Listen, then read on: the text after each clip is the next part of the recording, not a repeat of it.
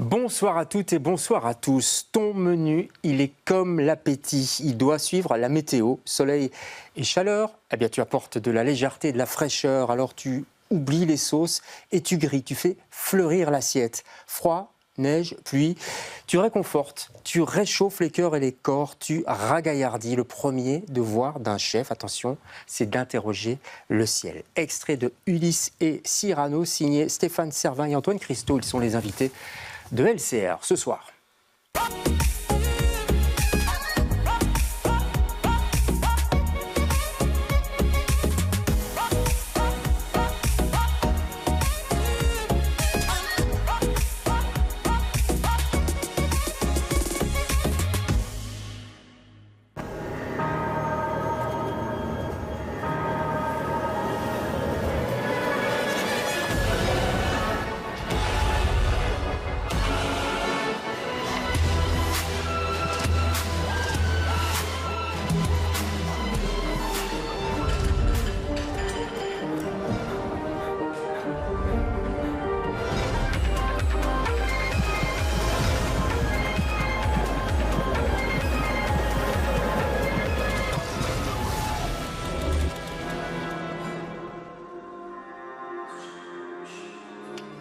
Voilà, Top Chef, bande-annonce de je ne sais quelle saison, ça fait peur quand même. Bonsoir à tous les deux. Bonsoir. Ça vous a influencé pour la bande dessinée? À un moment, j'ai l'impression, non? Quand il y a les concours, là. Je ne sais pas qui va répondre. Oui. Il y a les concours, mais à cette époque-là, il n'y a pas de concours, justement. Oui. Donc, et on est dans une époque où devenir cuisinier n'est pas forcément quelque chose d'hyper reluisant, et particulièrement dans le milieu social d'Ulysse. Ouais, loin de là, et donc, ça vous démontre bien. On est loin de la starification actuelle, justement, qu'on peut voir à travers des émissions comme Top Chef, et ce qui est très bien. Hein. Ouais. Mais nous, justement, ça a donné un côté plus dramatique à notre personnage. Complètement. Je m'empresse d'ailleurs de citer le co-scénariste, sinon il va piquer une prise, et c'est normal. C'est Xavier d'Horizon. Je prononce bien d'Horizon comme l'horizon. Voilà. Donc vous avez fait le scénario à deux, et vous avez fait les dessins et la couleur, tout seul. C'est comme un grand. C'est une grande histoire, cette bande dessinée, Ulysse et Cyrano. Déjà, rien que les prénoms, le choix des prénoms. Ulysse, le petit garçon, le commis, etc., celui qui est devant son destin, un peu comme Ulysse, en fait. J'imagine que c'est ça. Et puis Cyrano, la grande gueule, quoi, non? Et puis Cyrano, la truculence, le panache aussi, et le personnage extrêmement généreux. Quand on pense à Cyrano de Bergerac, on pense à cette générosité. Et notre Cyrano à nous, c'est aussi quelqu'un qui a cette forme de générosité et de gouaille. Voilà. Donc c'est un personnage assez truculent. Alors, eux, ils sortent de la tête, parce que c'est une fiction complète, évidemment. Ils sortent de la tête des deux compères scénaristes. Alors vous, le défi, c'est de mettre ça en dessin, évidemment. Comment vous l'avez imaginé, Cyrano? Vous avez des modèles en tête? Oui, il y avait l'idée des gros monstres sacrés du cinéma, comme Rému, ou comment il s'appelait voilà, Michel Simon, voilà, c'était un peu on va peut-être remettre la couverture du livre, comme ça on va bien voir ça. C'était un peu la source, la racine, un peu de l'inspiration. Après, moi, c'est des personnages qui naissent au fil des pages. C'est-à-dire que je ne sais pas très bien faire des croquis de personnages pour dire c'est comme ça qu'ils vont être. J'ai besoin d'avoir les dialogues, la situation. Et ils naissent au fur et à mesure des pages, et ensuite je reviens dessus, et ils finissent par prendre corps au bout d'un petit moment. Mais si vous êtes attentif, vous verrez qu'il y a une petite filiation quand même entre Stéphane et Cyrano. Il y a quelque chose. La barbe Non, pas que, dans le regard. Pas le ventre, en tout cas. Dans le haut du visage. Non, pas non. Quand on dessine, on se regarde, on s'inspire un peu de nous, quoi. Enfin, moi, c'est vrai, maintenant que vous le dites. Oui, il y a quelque chose. Il y a vraiment ça va, c'est un bon personnage quand même. Oui. C'est un livre sur le bonheur, j'ai l'impression. C'est un peu cucu de le dire comme ça, mais il y a de ça, sur la quête du bonheur. Sur la quête du bonheur, ouais. Et alors, je pense que c'est pas cucu, parce que justement, c'est une quête du bonheur, mais qui tombe pas dans la mièvrerie, parce que pas du tout, parce que la quête du bonheur, elle a un prix, et ça implique un certain nombre de renoncements, ça implique un certain nombre d'efforts, et c'est ce qu'on a essayé de montrer avec Xavier, c'est de montrer comment ce personnage-là, qui fait le choix d'être heureux dans la vie. Donc le jeune Ulysse, hein, Le jeune Ulysse, et qui va prendre une décision qui va bouleverser son existence, qui va à l'encontre évidemment de tout ce qui se fait dans son milieu social, etc. Et ça a un prix, voilà. Et la liberté a un prix, le bonheur a un prix, et c'est ça qu'on a voulu montrer en fait. Et c'est pas quelque chose, voilà, de tout cuit qui. C'est pour ça que je dis que c'est une quête. Oui, c'est une quête, absolument. Ça prend du temps, il y a des rebondissements, et pour un scénariste, pour deux scénaristes en plus, c'est un plaisir, j'imagine, j'imagine, de ces obstacles. Et puis on a situé l'histoire dans une période où il y a justement beaucoup de conflits. 1951, c'est ça? 52, juste après-guerre. Donc le père est rattrapé par un procès. On lui reproche pendant la guerre. Du béton aux Allemands pendant la Deuxième Guerre. Donc le père d'Ulysse, pour qu'on suive. Absolument. Et avec tout un débat autour de... Voilà, il y a cette question aussi de comment est-ce qu'on aurait été à sa place, parce que c'est jamais aussi simple, c'est pas ou tout blanc ou tout noir. Et on a essayé de faire des personnages qui n'étaient pas manichéens, justement, mais qui avaient cette profondeur et qui sont face à des conflits qu'ils doivent régler. Et c'est jamais simple. C'est exactement ça, parce que Cyrano, c'est le bon pâteau, un peu râleur et tout, mais il a aussi un passé, vous le dites assez rapidement dans la bande dessinée, un peu trouble. On comprend petit à petit ce qui s'est passé. Donc le père, mais est-ce qu'il vraiment collabore ou pas? On ne sait pas trop. Enfin, vous voyez, tout est... La mère aussi, c'est ni blanc ni noir. C'est pas manichéen, effectivement. C'est assez subtil. Et alors, donc, petit à petit, Ulysse, qui est promis un avenir de fils d'industriel et qui va reprendre la boîte, il doit reprendre l'affaire familiale.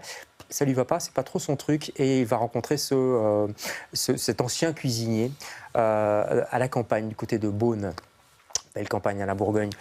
Vous avez dû dessiner des plats, des terrines, des œufs, des lapins. Comment on fait ça? On met une assiette sur la table de dessin Non, enfin, ce qui est difficile quand on dessine de la nourriture, surtout quand on la met à l'intérieur d'une bande dessinée, c'est qu'il faut que l'ensemble du dessin corresponde à l'ensemble de la façon dont on dessine aussi les personnages, dont on dessine. Il ne faut pas que tout d'un coup ce soit concret. C'est ce que je dis souvent, il faut que le plat soit dessiné de la même façon qu'un brin d'herbe ou qu'une encadreur de porte. Donc ce qui est difficile, c'est de trouver le style qui va faire qu'on comprenne ce qu'on voit, tout simplement. Et c'est vrai que... c'est surtout par rapport aux personnages qui sont confrontés à cette nourriture qu'on va comprendre ce qu'elle vaut.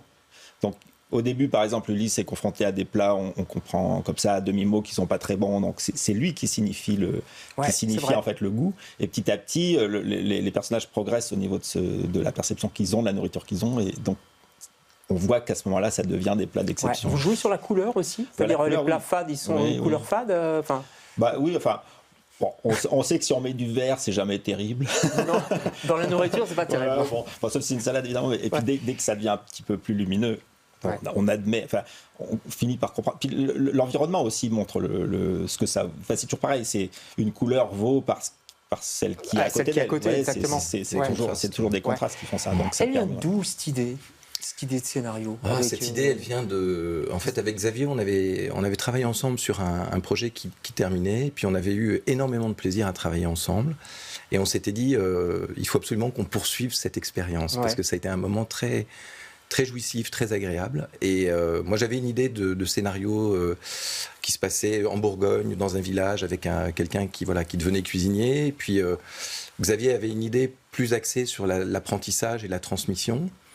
Et c'est de là en fait qu'est née l'idée, et on a travaillé ensemble. Il fallait trouver l'axe gastronomique quand même.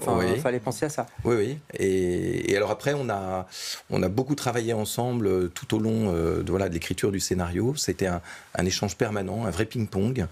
Et je dis souvent, d'ailleurs, on a écrit cette histoire à 4 mains, 2 cœurs et une âme, parce qu'on a vraiment challengé nos personnages. On essayait vraiment de les creuser, d'aller le plus loin possible, en se disant, qu'est-ce qui va leur arriver, pourquoi, comment ils vont s'en sortir, comment ils vont grandir, comment ils vont arriver au bout de ce rêve, finalement. Stéphane, vous avez été sur place, vous avez été du côté de Beaune, de la Bourgogne, pour voir pour sentir un petit peu l'ambiance. Malheureusement, ça ne s'est pas fait, pour une simple raison, c'est qu'à l'époque où on devait le faire, il s'est trouvé que c'était en 2020. C'est le Covid. Et quand on s'est retrouvé alors il fallait le petit papier pour sortir de chez soi. Donc, ça a été très compliqué de faire ça. Mais par contre, j'ai vécu dans un village de 1000 habitants en montagne, donc je sais ce que c'est qu'être au milieu d'à peu près nulle part, et de devoir prendre le car pendant 3 quarts d'heure. Donc je sais ce que c'est de vivre dans un village, donc d'avoir cette espèce d'ambiance. On est pas mal documenté.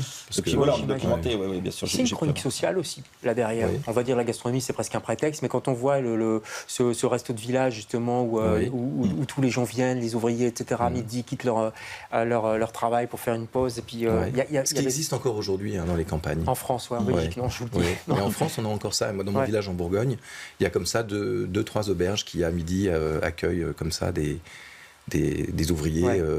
Et vous vouliez montrer ces contrastes aussi entre on est dans les années 50, il faut dire aussi, mais je veux dire, cette espèce de bourgeoisie de la ville. Et, Oui. Oui, et qui est encore très marqué, effectivement, entre la campagne et les citadins. Et d'ailleurs, quand le père d'Ulysse débarque à chaque fois, c'est la ville qui débarque. Exactement. Exactement. Et quand il repart, tout le monde souffle. Oui, c'est exactement ça. La gastronomie, je vais juste montrer. Bon, je sais que c'est pas de la concurrence, vous êtes tous copains quand même. Non, on est copains. La fin de l'histoire. Vous êtes solidaires. Il faut être solidaire, je crois. C'est un autre sujet, mais bon, voilà, la fin de l'histoire. C'est une série, c'était Aitor, Alfonso et Jules, évidemment. Je voulais juste, si je vous en parle, c'est parce que Aitor, il est cuisinier. Vous vous êtes renseigné auprès de cuisiniers? Alors, on s'est renseigné auprès de cuisiniers, et puis moi, j'ai une vraie passion pour la cuisine. Je cuisine beaucoup, j'aime beaucoup ça. Et voilà, moi, j'ai reçu ça de ma mère, qui m'a appris à cuisiner, qui m'a transmis cette passion. Et puis oui, on s'est renseigné, on avait quelques chefs qui étaient derrière et qui nous apportaient des bons conseils. C'est quelque chose qui aurait pu arriver. On est dans la fiction, mais ça aurait pu plus ou moins arriver, cette histoire? Oh, je pense, oui. Dans ces années-là? Oui, oui, je pense que ça aurait pu arriver. Oui. J'ai l'impression, il y a du réalisme. Allez, magnifique bande dessinée, c'est chez Casterman, je ne sais pas si je l'ai encore dit. Ça s'appelle Ulysse et Cyrano, donc il n'y a pas le chant des sirènes et il n'y a pas le nez de Cyrano. Enfin, quoi qu'il y a le nez. Il a un nez pour la truffe. Il a le nez pour la truffe. Il est dit à un moment donné. J'ai fait exprès de ne pas lui faire un grand nez. Je voulais que ce soit un contre-pied du. Ce sera complètement autre chose. Allez, vous avez un coup de cœur, c'est le film Civil War. Oui. Rien à voir. Alors rien à voir. C'est même l'opposé. C'est un film très dramatique. C'est un film qui est sorti, je crois, il y a 1 mois et demi. Film américain. Ouais. Et alors, je ne me rappelle plus du nom de réalisateur, mais c'est absolument extraordinaire. C'est une sorte de tableau impressionniste de ce que serait une guerre civile vue par les yeux de reporters qui font un road movie à travers les États-Unis. Et ce qui est absolument passionnant, c'est ça. Ils découvrent ce qui se passe par petites touches et ils savent jamais très très bien où ils sont, à qui ils sont confrontés, et c'est une évolution dramatique, c'est extrêmement viscéral. On se retrouve embarqué avec eux et à vivre ce récit au cœur. Allez le voir si vous l'avez pas encore vu. Civil War, c'est encore au cinéma chez nous en Belgique. Vous, c'est le Château des Animaux. Oui. C'est la BD d'un copain. Oui, et de co-auteur, de Xavier et de Félix Delep, qui est absolument remarquable, et qui est une fable, la transposition de La Ferme des Animaux, Château des Animaux, avec ce conflit qui est revisité, avec un dessin absolument exceptionnel de Félix. Ouais. Et vraiment, c'est un énorme coup de cœur, ça je le recommande. Félix, son nom de famille Delep, que je recommande très vivement. Moi aussi. Et on recommande celle-ci.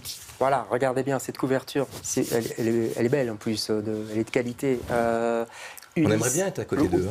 Oui, complètement ça. Ouais. Un petit côté Alexandre de Bienheureux comme ça aussi. Allez, Ulysse et Cyrano. Pour l'été, foncez sur cette bande dessinée, c'est vraiment très très bien, et on part dans un tout autre univers. C'est chez Casterman. Merci à tous les deux de passer chez nous, et on salue encore Xavier d'Horizon qui est le co-scénariste. On se retrouve demain avec d'autres invités. Bonsoir. Merci.